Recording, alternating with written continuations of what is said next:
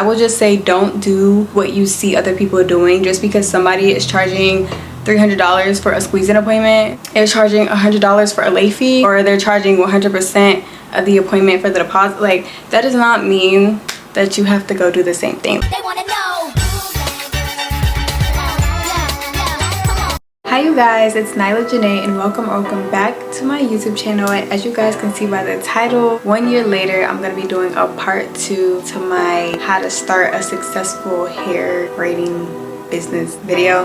I think that's the title. I'm gonna put it up here so you guys can go watch part 1, but I did have a few requests in the comments for people wanting a part 2, just for me to go more in depth on things and kind of give a tutorial on things such as building your website and other things. It's also been a year since I made that video and a lot has changed in the beauty industry, is how you need to put yourself out there in order to succeed. Yeah, why not make a part 2, and there will probably be a part 3, part 4, or part 5 like every single year, because things are always changing. Yeah, this is for anybody. This is not just if you are wanting to start a hair braiding business, or if you are wanting to be a nail tech, wanting to be a lash tech, esthetician, whatever it is, anything in the game of business. If you're a barber, I think these tips will be really helpful and beneficial for you. First off, you guys, when starting a business, just make sure that whatever you are doing is legal, even though there are like private techs and hairstylists and stuff like that who may not have a license and they're doing really well off, which is really good. If you have your talent and you aren't able to get an education right now and what you're doing, do you stay cool. Me personally, I'm a braider in the state of Georgia. You don't need a license to braid, but I'm still in school for entrepreneurship, for business. I'm learning things and aspects when it comes to business, and I also did start beauty school. Didn't finish because of certain reasons, but I will be going back to beauty school when I graduate from college. First off, research what it is that you are planning on doing in the beauty industry and look into it legally that you have to do. And even if you don't need a license for whatever you're doing, I still would 100% recommend going to school. Yes, social media helps us learn a lot, but I still feel like you should go to school and learn as much as you can, because things are always changing and there's always more to learn. So the first tip that I have for you guys, talking about how to gain your clientele. To have a business where you are providing services for people, you are going to need clientele. One way that I know will definitely help you build clientele is start practicing on family and friends. Whatever you are specialized in, practice that on family and friends. Ask family and friends if you can do their hair to practice a certain hairstyle to perfect their craft on, or you're asking them to do their hair just to promote it on social media to start building that clientele, because it's kind of hard to get strangers to book with you when they don't know what your craft looks like, they don't know what your work looks like. To start out getting clients, friends and family are your best bet. And this is where, since you are a beginner and since you are new, it is okay to not charge them anything. This is like the best time to just do as much free hair as you can do, or discounted hairstyles as you can do, to get as many people in and as many people you can to showcase your work on through social media. At this point, you should have some sort of social media account if you are planning on having a business. Let's say you have your hair page. I will get into the details and stuff like that when it comes to social media. But if you're planning on starting a business, let's say you already have your hair page, your whatever business page that you have for your business, this is where you are going to create content and use videos from your friends and family's hair that you've been doing, and you're gonna start promoting it on there. And that's when people will see it, and it's when they will become interested and take interest within your business. And then at this point, you can also make posts on your page asking, like, looking for models to do hairstyles on, like, who will let me do their hair for this discounted price. This is when you can do, you know, random people or acquaintances hair, and this is when you will charge them, but it will be for a discounted price, whatever you think is reasonable. Obviously nothing too crazy or beginner, so they're not expecting to pay anything crazy. They're just trying to get their hair done for a reasonable price. This is where you want to just start finding people to practice on so that you can learn to perfect your craft. Okay, so now we are going to be talking about the social media aspect of this. This is kind of where the promotion of your craft and your hairstyles and stuff will all very much come into play. So once you have received those clients and you have started to receive people probably messaging you in your DMs at this point wanting to get their hair done, this is where you will use social media to your advantage. In this day and age, I feel like we definitely have an upper hand in getting clientele because of social media. It helps you out a lot, but you do have to know how to use it correctly, or else it will be kind of hard, since there is hairstylists everywhere, there's nail techs everywhere, there's lash techs everywhere. So you have to personally stand out when it comes to your social media and promoting your business. So this is where you want to start creating Instagram reels, TikTok videos, anything that can just grab people's attention. YouTube Shorts is very good and popular right now, and it's an easy way to get yourself out there. Yeah, I definitely recommend using social media to your advantage. It does not have to be reels or videos, it can be pictures, but I just definitely see when I'm scrolling like on social media, like reels on Instagram or videos are like the main people, not the main people videos are the main things that people are watching, and there's like a lot more involved in the videos instead of just like you posting a picture, and people probably have seen that hairstyle before, so they're more likely to just like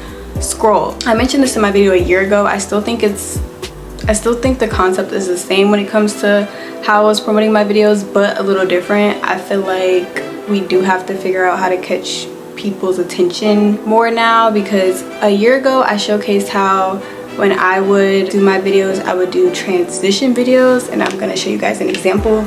Okay, so for example, this is a transition video.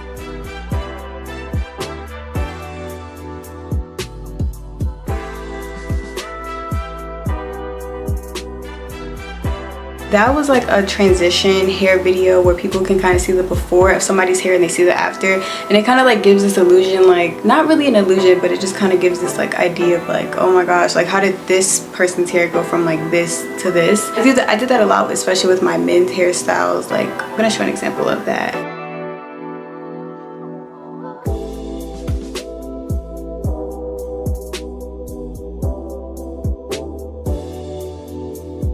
So as you guys can see, that's a good video, but that video maybe like a year ago would have done like so well, hundreds of likes, thousands of views, and now it seems like people kind of like, oh okay, we've kind of seen that same old. So that's not really doing well, but the video of the braids I just did were doing really well. Now it's like we have to get way more creative. So this is a video that just did really well that I just posted a few days ago.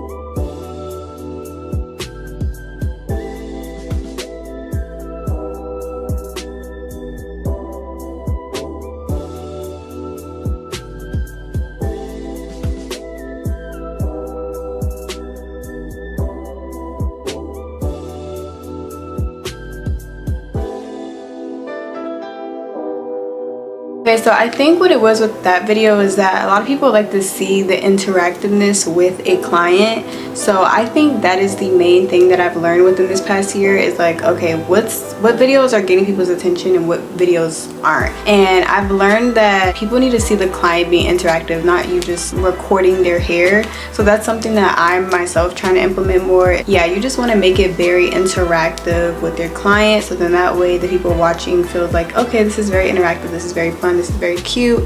When you are posting on social media, making sure that you're using hashtags, but hashtags that are relevant to what you're posting. So like if you are located in a certain area, you can be like New York braider, Atlanta braider, Miami braider, whatever it is, you want to put that in your hashtags. Put the hairstyle in the hashtags, things that pertain to your video, but don't just like overflow your videos with all these random hashtags, because then that's when, like, we know Instagram has a certain algorithm, TikTok and YouTube, and then it'll kind of like pick up that you're just putting all these random hashtags and it won't really work out. So at least make sure that it's pertaining to your videos. And hashtags are not just a way for your videos to blow up, but a way for people to find you as well. I've had people book with me, and when I ask them, how did you find me? Because I have a question when my clients book, how did you find me? And they reply with hashtags on Instagram. That's their response. So usually a lot of my clients find me through hashtags. Also on social media, when you are posting, make sure that you're interacting with your followers. This is something I need to do better at as well, but you should definitely be interactive, making sure that you're updating your clients on like when your booking will open, which we will get to, like booking websites and stuff like that,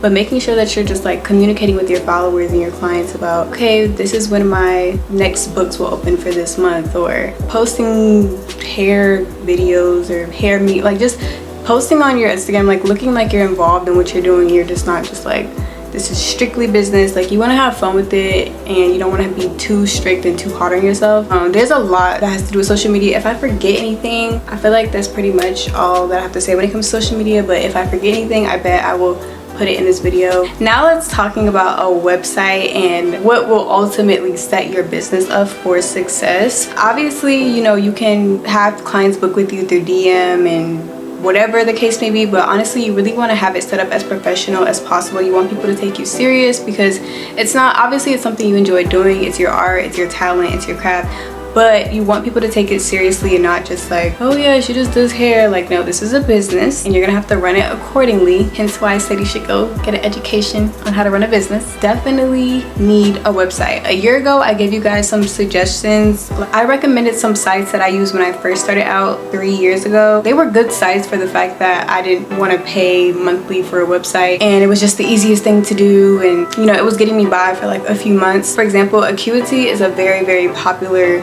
site, and of course I could recommend that to you guys. I'm pretty sure you guys have heard of it, but you do have to pay monthly, and you guys have probably seen like braiders that you even go to or people who are doing well off in their business. That's something that they probably use. It's usually like the default. Yeah, I think that's definitely one of my favorites, so I will put the link in the bio for you guys, and it's also up here as you guys have been seeing. So 100% definitely recommend. 10 out of 10. Now of course there are other apps. I mentioned a Point Fix in the past. I personally would say Point Fix and the other apps that I mentioned a year ago do not succeed up to this. If you don't like it, then of course you can go to any other app that you would like, especially the ones that you guys may see other people using. There's still other great apps out there. For sure, getting a booking website is definitely something that you need, and making sure that that link is in place on your social media accounts or wherever people can find you in order to book an appointment with you.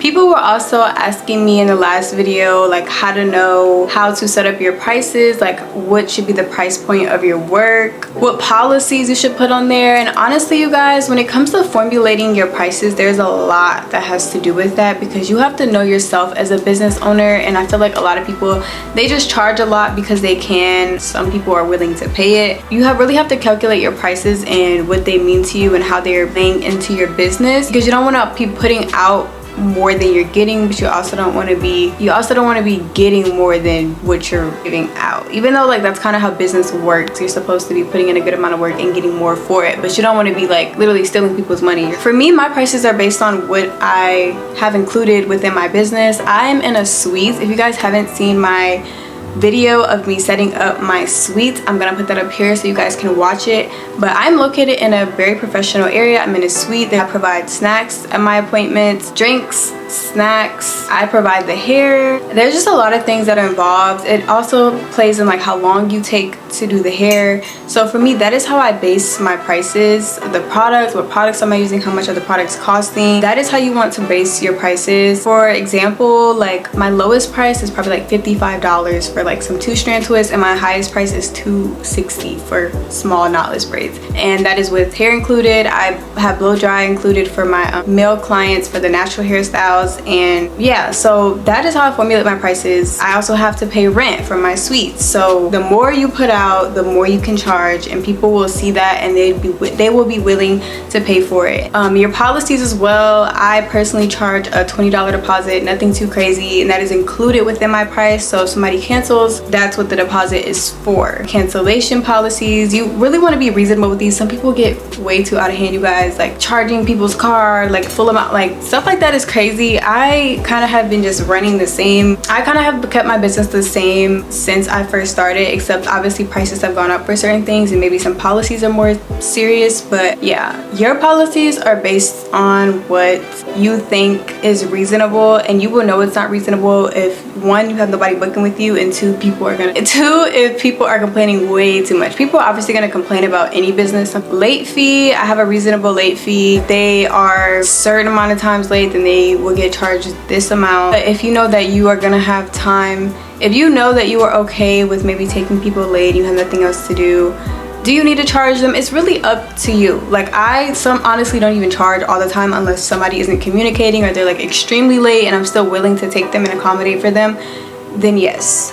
But It's all about how you want to run your business and what you think is reasonable. I will just say don't do what you see other people doing. Just because somebody is charging $300 for a squeezing appointment, is charging $100 for a late fee, or they're charging 100% of the appointment for the deposit, like that does not mean that you have to go do the same thing. Let's try to bring it back to the basics and let's just be for real. So yeah, you guys, we don't have to get too unreasonable when it comes to these policies, but also you should have something in place where people need to know that they are agreeing to your policies, and if they don't, then there could be legal action, there could be consequences for that because you are running a business. So I would say that you have a terms and conditions set up, and just like in the website that I mentioned before, that is one of the advantages of having a booking website. And there should be something in place where you're able to lay out your terms and conditions and have people agree to that before booking, so that they know what they're getting themselves into, that they know that they could possibly be charged or whatever the case may be. I personally don't have access to people's information like that to where I can charge them on my end.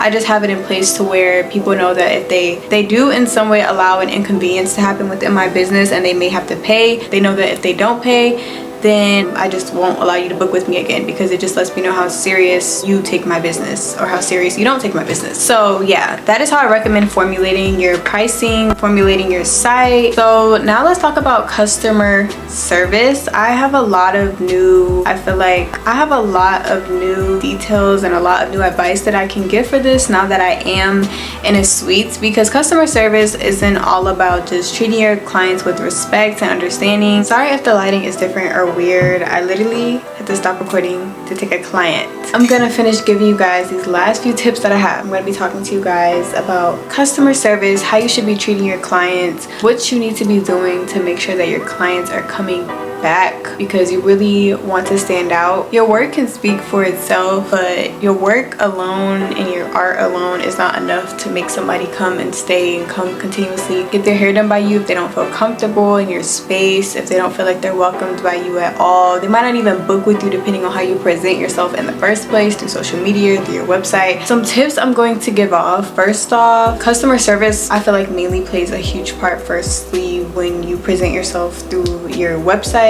So whatever website you are using, but if you have a website and you have your policies, you have everything laid out, do not drag everything out in your website, and do not have like a 4-page essay on like policies and stuff like that. I feel like it's really easy to make things very straightforward, and then make sure your exclamation, like don't have everything in all caps with exclamation points like you're yelling at people. Like make sure your pronunciation or your punctuation is on point and everything is professionally spoken, like how you would see if you were like went to a restaurant and they had their policies right. Like if you've ever been into like a business, you've probably seen their policies. Just make sure everything's professional. If you need help, just go online and look at how business policies should be written out. Any business has like a policies written somewhere, and you can get an idea of how your policy should be written out. Once again, do not go based off of what you were just seeing on social media. Some people don't really view their art as like a business. It's just like, I'm just here so I can scam people. I feel like, yes, I'm young and I still have a lot to learn and I'm still learning, but being 3 years in and also making sure that I'm getting the education I need on what I'm doing, I feel like very confident that I'm able to help you guys, and I've seen it work and blossom within my business. So this is why I'm trying to help you guys. Okay, so first off, don't scare people away from your business by just how you sound in your website or whatever. I feel like how my policies are listed are very professional. They're stern, but they're professional. It's not anything too crazy. I'm not yelling in anybody's face. Also, if any clients are messaging you and they have any questions about your policies on your website, obviously I know you don't have to reply to every single one, because some people ask questions that are like literally in the site. But if somebody is messaging you and they need clarity, a good way to make sure that client is going to come to you is reply to them. Some people just do not reply. Me personally, I make sure I'm communicating with potential clients if they genuinely are confused on something and it is something that I can help them out with. Obviously, you cannot get back to every single person if everything that they need is on the site and on your page. That is what a business site is for. Yeah, make sure you're communicating, getting back to people within 1 to 2 business days. I will say sometimes I'm not good with that, but that's why you also make it clear to your clients in which way you would prefer them to communicate with you. Now when the person comes in, you want to consider like, where are you located? Not saying you have to start off in a suite. I personally did not start off in a suite. When I recorded this video a year ago, I was still at home, and it was in November, and I moved into the suite in November, so it was either like right before I came in my suite or I was already there. I worked out of my home for a little while, and I still tried to make it as accommodating and as professional as possible. So regardless of where you are located, you want to make sure that your space is comfortable. Like I said, not everybody can afford certain things, or not everybody may have the best setup, but you can still make sure that things are comfortable for your client. I had a nice comfortable chair, I had a TV, I had some snacks. I literally did hair out of my room, and I just made sure that it was comfortable. You want to make sure that there's not a lot of noise going around. Like if you do have family who live with you, you know, keep your door closed and like give them a heads up on how to act if you have clients over. Now if you're like in a suite or anything like that, if you are planning to get a suite, there's a lot more that you can do to have better customer service, and that will have clients coming back. I definitely recommend getting your own suite. Or just very beneficial, and it definitely helps with bringing more clients in. Find something in your price range. 9 out of 10, definitely recommend. I set up my space really nicely. Like I said, go watch the video if you haven't on my suite because it's gorgeous. Yeah, I provide snacks, I provide water. When my clients pay me, I just have a QR code on my Cash App so they can just easily scan it. There's no us trying to communicate and be like, oh, what's your Cash App? Like, it's like everything is very easy. It's like, how are your clients getting to you when they show up to their appointment? Are you like communicating with them? Do they just walk into your building or your home, or you're gonna go open the door for them? Like, it's a lot that you have to consider, like what makes your client feels comfortable. You want everything to run smoothly for them. So what are you doing that is making it easy and accommodating for your client to get to you and to be in your space? And then, you know, some form of entertainment, whether it's music, whether it's TV. That way it's easier for you and your client to relate to something. You're watching the same show and you're talking about it, you're interacting with each other. Yeah, just make sure that you're being interactive. Some clients are also quiet, so if you end up talking to them and you can tell that, you know, they're kind of shy and quiet, then there's a hint that they just prefer for it to be a quiet appointment. Usually, regardless of the client, I always ask how their day was, or if it's a new client, I ask like, oh, like how did you find me, or what school do you go to, or just like little questions to get to know them. And then from there, the conversation will either grow or they will just prefer silence. You want to build a relationship with these clients because you want them to come back. Another thing that has stayed the same though a year later is, I mentioned to you guys loyalty cards, which I have this loyalty card. This definitely helps my clients come back. They get a percentage off at their 4th appointment. And then on the back it has all my information, my Instagram, where I'm located. It's a business card and a loyalty card.